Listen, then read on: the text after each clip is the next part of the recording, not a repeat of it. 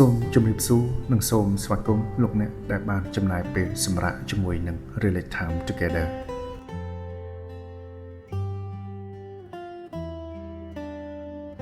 នៅពេលនេះខ្ញុំសូមឲ្យលោកអ្នកអង្គុយចុះឬមួយក៏លោកអ្នកអាចគេងជាមួយនឹងការបិទភ្នែកបន្តិចក៏បានហើយដកដង្ហើមឲ្យបានវែងៗដកដង្ហើមចូលហើយបញ្ចេញមកវិញយឺត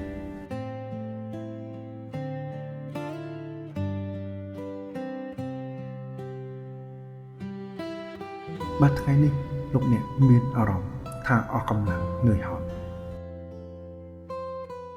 សូមលោកអ្នកចងចាំថាជីវិតគឺបែបនេះជីវិតគឺវាមិនដូចគ្នាទាំងអស់នោះទេអ្នកបានព្យាយាមហើយសូមកុំបន្ទោសខ្លួនឯងចំពោះអ្វីដែលអ្នកមិនទាន់អាចធ្វើបាននៅថ្ងៃនេះ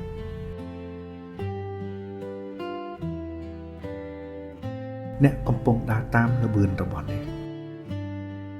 ហើយល្បឿននេះគឺវាសមស្របនិងគ្រប់គ្រាន់ហើយសម្រាប់អ្នក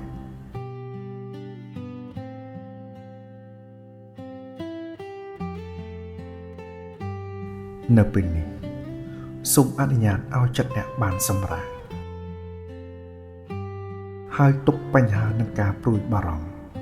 នៅដាច់ដោយឡែកមួយសិនចុះ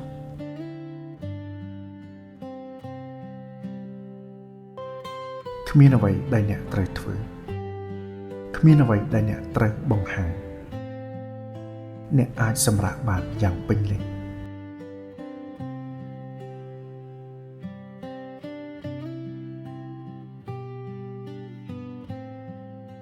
បើថ្ងៃនេះមិនល្អវាមិនមែនមានន័យថាថ្ងៃស្អែកនឹងដូចគ្នានោះទេថ្ងៃស្អែកគឺជាឱកាសថ្មីសម្រាប់ចាប់ផ្ដើមម្ដងទៀតសូមជឿជាក់លើខ្លួនឯងទោះបីជាជំហានរបស់អ្នកតូចបន្តិចក៏ប៉ុន្តែជំហានដ៏តូចនេះនឹងនាំអ្នកទៅរកការផ្លាស់ប្ដូរធំនៅថ្ងៃណាមួយជាក់ជាមិនខានសូមកុំបោះបង់អ្នកមានតម្លៃលើសពីអ្វីដែលអ្នកគិតឥឡូវនេះសូមដកដង្ហើមវែងម្ដងទៀតហើយអនុញ្ញាតឲ្យរាត្រីនេះនាំអ្នកទៅរកភាពស្ងប់ស្ងាត់សូមគេងឲ្យបានលុបស្រួល